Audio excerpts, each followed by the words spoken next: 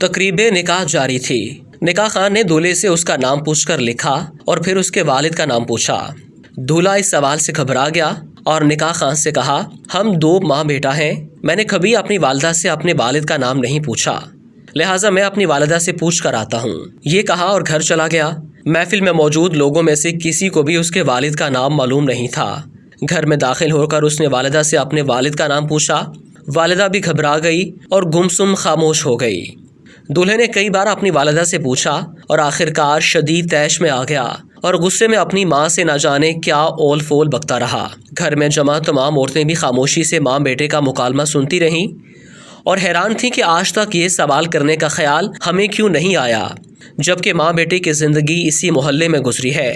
یہ چھوٹا سا تھا جب سے ہم ان دونوں کو اپنی گلی میں اسی مکان میں دیکھ رہے ہیں۔ اس عورت نے شاید اپنے بچے کو اسکول بھی اسی لیے داخل نہیں کروایا کہ اس کے باپ کا نام تو جانتی نہیں۔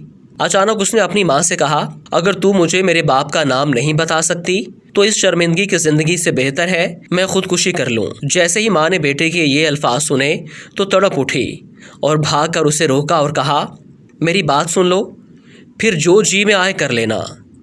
چند عورتیں آگے بڑھیں اور جوان کو اپنے اقدام سے روک لیا کہ پہلے اس کی بات تو سنو۔ پورے گھر میں خاموشی طاری تھی۔ سبھی اس عورت کے لب ہلنے کے منتظر تھے کہ وہ گویا ہوئی۔ پاکستان بننے کے بعد ہمارے والد، چچا، بھائیوں اور خاندان کے تمام مرد و عورت ہجرت کر کے پاکستان کے لیے عازم سفر ہوئے۔ راستے میں کسی جگہ ہمارے قافلے پر ہندو بلوائیوں نے حملہ کر دیا۔ ہمارے مرد جان توڑ کر لڑے، لیکن ان کی تعداد اور اسلحے کی وجہ سے ہماری حفاظت نہ کر سکے اور سب شہید ہو گئے۔ لڑائی کے دوران میرے والد نے رات کے اندھیرے کا فائدہ اٹھا کر ہم عورتوں کو نکالنا چاہا، لیکن میرے علاوہ کسی کو بھی بچانے میں کامیاب نہ ہو سکے۔ میرے خاندان کی باقی عورتوں کا کیا حال ہوا میں نہیں جانتی۔ مردوں اور عورتوں میں سے کوئی زندہ بچا بھی یا نہیں مجھے کچھ نہیں پتا۔ وہاں سے بھاگنے کے بعد میں انتہائی خوفزدہ حالت میں دن تو چھپ کر گزار دیتی اور رات کو اللہ کا نام لے کر اس راستے پر چل پڑتی جس کا روانگی سے پہلے ہمارے مرد حضرات آپس میں تذکرہ کرتے رہتے تھے۔ ایک رات دوران سفر میں نے کسی جگہ پہ ایک بچے کے رونے کی آواز سنی۔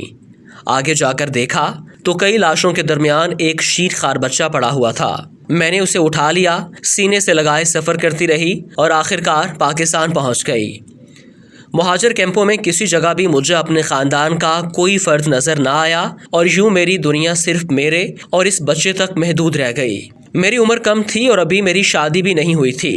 اپنی باقی زندگی میں نے اس بچے کی خاطر تنہا ہی گزار دی اور آج وہ بچہ میرے سامنے کھڑا ہے۔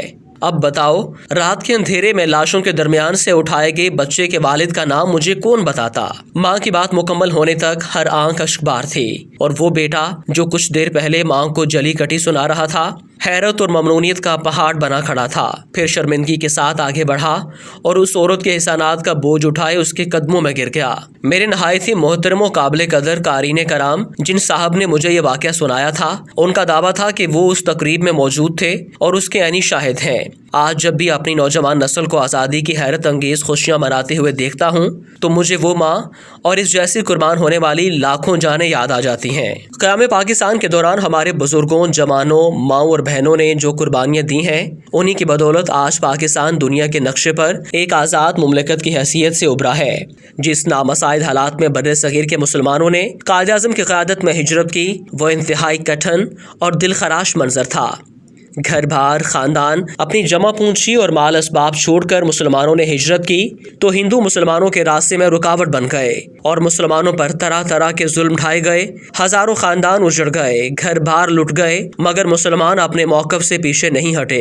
خون کی ندیاں بہائی گئیں۔ ہندوؤں اور انگریزوں نے مل کر مسلمانوں پر شب خون مارا، لیکن پھر بھی مسلمان ثابت قدم رہے۔ ہمارے بزرگوں اور شہیدوں کے لہو کی بدولت آخرکار 14 اگست 1947 کو دنیا کے نقشے پر پاکستان کا قیام عمل میں آیا۔ ہمیں اپنے بزرگوں اور قیام پاکستان کے شہیدوں کی قدر کرنی چاہیے، جن کی عظیم قربانیوں کی بدولت آج ہم آزاد فضاؤں میں سانس لے رہے ہیں، اور ہمیں اپنے شہیدوں، غازیوں اور بزرگوں کی قربانیوں کو یاد رکھنے کی ضرورت ہے۔ جو قومیں اپنے شہداء کو نہیں بھولتی وہ تاریخ میں ہمیشہ زندہ و جاوید رہتی ہیں۔ اس لیے پاکستانی 74 برس بیت جانے کے باوجود اپنے محسنوں کو یاد کرتی ہیں، اور کراچی کے ساحل سے لے کر سیاچن کے دامن تک پورا ملک جشن آزادی مناتا ہے۔ جذبہ ایمانی سے سرشار انہی بزرگوں اور شہداء کے لیے کسی شاعر نے کیا خوب کہا ہے، جب تک نہ جلے دیپ شہیدوں کے لہو سے، جب تک نہ جلے دیپ شہیدوں کے لہو سے، کہتے ہیں کہ جنت میں چراغاں نہیں ہوتا۔ اللہ تبارک تعالی ہمیں تحریک پاکستان میں قربان ہونے والی ان لاکھوں قربانیوں اور ان کے ثمر پاکستان کی قدر کرنے کی توفیق عطا فرمائے۔ آمین یا رب العالمین۔